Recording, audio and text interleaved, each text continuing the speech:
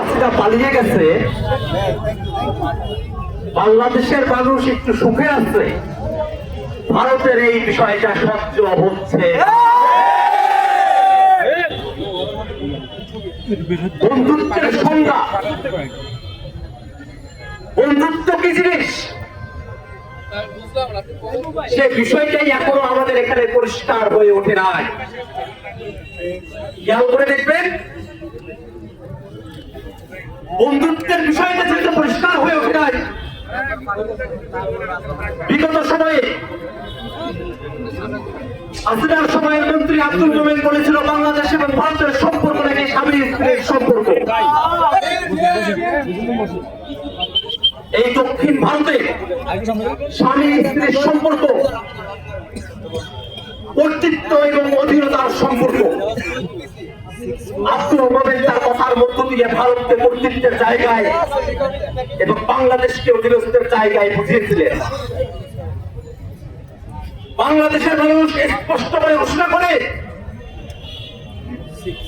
বাংলাদেশ এবং ভারতের সম্পর্ক কোনোভাবেই স্বামী স্ত্রীর সম্পর্ক নয়।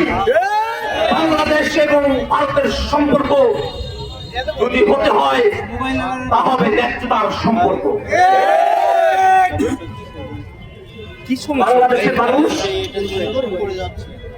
আমাদের প্রতিবেশী এই দেশটির দ্বারা নানাভাবে বঞ্চনার শিকার হয়ে আসছে। তিস্তার দিকে তাকিয়ে দেখেন, যমুনার দিকে তাকিয়ে দেখেন, এখন তো শীতকাল গিয়ে দেখেন প্রত্যেকটা নদী মরা, কোন নদীতে কোনো পানি নেই, হাঁটু পানিও থাকে না। আমাদের নদীগুলো মরে গেছে, আমাদের আবাদি জমিগুলো শুকিয়ে গেছে, খরা নেমে এসেছে। যে ভারতের কারণে, যে ভারতের আধিপত্যবাদের কারণে, বাঁধের কারণে, সেই ভারত এই বাঁধ রেখে আমাদের সঙ্গে বন্ধুত্বের সম্পর্কের কথা বললে আমরা এটা বিশ্বাস করি না। বন্ধুগণ,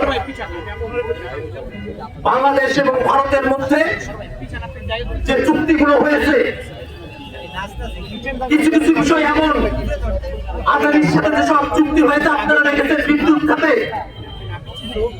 বাংলাদেশ সীমা পাক আর না পাক ভারতকে টাকা দিয়ে যেতে হবে, এমন ধরনের চুক্তি হাসিনার মধ্য দিয়ে তারা করিয়ে দিয়েছে। এই কারণে হাসিনা এখানে ক্ষমতায় নাই, ভারত রাষ্ট্রের রাষ্ট্রদাহ চলে উঠেছে। বন্ধুগণ আমার, আমরা দেখেছি 5ই আগস্টের পরে বাংলাদেশের বিষয়ে, বাংলাদেশের সংখ্যালঘুদের উপরে নির্যাতনের বিষয়ে যে সব প্রোপাগান্ডা, মিথ্যা নিউজ ছড়ানো হয়েছে ভারতের মিডিয়াগুলোতে এবং ভারতের সোশ্যাল মিডিয়ায়, ভারত সরকার এর বিরুদ্ধে কোনরূপ কোন প্রশাসনিক কোনরূপ কোন ব্যবস্থা নেয় নাই। আমরা দেখেছি দীর্ঘ সময় ধরে সেখানে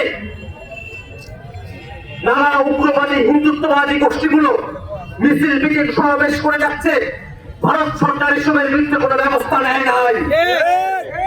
সেই ব্যবস্থা নেওয়ার ফলে তারা আগরতলায় বাংলাদেশের উপ হাই কমিশনে হামলা করার মতো দৃশ্যতা দেখানোর সুযোগ পেয়েছে। বাংলাদেশের মানুষ স্পষ্ট করে বলে, যদি ভিয়েনা কনভেনশন আপনারা মেনে থাকেন, ওই উপ হাই কমিশনের প্রত্যেকটা ইঞ্চিও আমাদের। বাংলাদেশের 1 ইঞ্চি জায়গার উপরে আমরা যে টেরিটরির মধ্যে আছি, টেরিটরির ভিতরে অথবা বাইরে, চুক্তির ভিতরে এবং আমাদের টেরিটরিতে 1 ইঞ্চি জায়গার উপরে কোন শব্দের থাবাকে আমরা সহ্য করব না।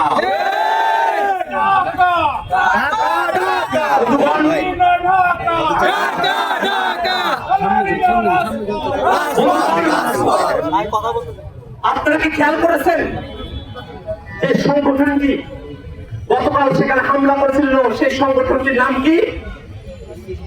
হিন্দু সংঘর্ষ সমিতি। হিন্দু সংঘর্ষ সমিতি, যে সংগঠনের নামের মধ্যে সংঘর্ষ করা থাকে, সেই সংগঠন কেমন ধরনের সংগঠন হতে পারে তার নতুন করে বলবার অপেক্ষা রাখে না। ভারত সরকারকে শুধু দুঃখ প্রকাশ করলেই চলবে না, এই সংগঠনের সঙ্গে যারা যুক্ত আছে, যারা এই মিছিলে এসেছে, আক্রমণ করেছে, তাদের প্রত্যেককে আইনের আওতায় নিয়ে আসতে হবে। আর একটা কথা, বাংলাদেশের মানুষ যখন চট্টগ্রামে অ্যাডভোকেট সাইফুলকে কুপিয়ে হত্যা করা হলো, এই সময়টাতে বাংলাদেশের মুসলমানেরা যে তিক্ততার পরিচয় দিয়েছেন, যে ধৈর্যের পরিচয় দিয়েছেন, বাংলাদেশের আপামর জনসাধারণের প্রতি মাথা নত হয়ে আসে, তাদের প্রতি শ্রদ্ধা জানানোর ভাষা আমাদের নাই। বাংলাদেশের মানুষ জীবন দিয়ে এখান থেকে হাসিনাকে হটিয়েছে, আমরা বিশ্বাস করি তারা জীবন দেওয়ার জন্য প্রস্তুত। কিন্তু শুধুমাত্র ভারত বিরোধিতা আমাদের রাজনীতির কোনো পয়েন্ট নয়। ভারতের আগ্রাসী রাজনৈতিক যে সিদ্ধান্তগুলো আমাদের উপরে চাপিয়ে দেওয়া হয়, ভারতের আগ্রাসী যে কূটনৈতিক সিদ্ধান্তগুলো আমাদের উপরে চাপিয়ে দেওয়া হয়, বাংলাদেশের মানুষ শুধুমাত্র তারই বিরোধিতা করে। আপনাদের কাছে আহ্বান রাখি, বাংলাদেশের আপামর মানুষ, ভারতের আপামর সাধারণ জনতা, তাদের সঙ্গে আমাদের কোনো বিরোধের জায়গা নেই। আমরা ভারতের মানুষের সাথে মানুষ হিসাবে সম্পর্কের জায়গায় থাকতে চাই, কিন্তু ভারতের মানুষকে প্রমাণ করতে হবে ভারতের মানুষেরাও সেখানকার উগ্রবাদী হিন্দুত্ববাদীদেরকে আশ্রয় প্রশ্রয় দেয় না। আমরা বাংলাদেশের মানুষের কাছে আহ্বান রাখবো, অনেক সময় অনেক চটকদার কর্মসূচি নিয়ে আপনাদের সামনে হাজির হওয়া হবে, হাতে ফেলবার চেষ্টা করা হবে।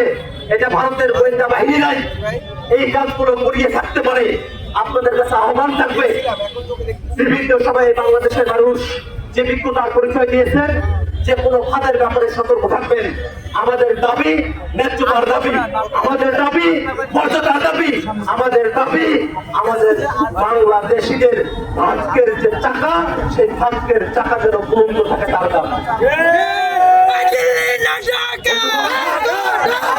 বন্ধুগণ, আপনারা যারা আজকে এখানে উপস্থিত হয়েছেন, আপনারা সকলে যে সাহসিকতা, যে বীরত্ব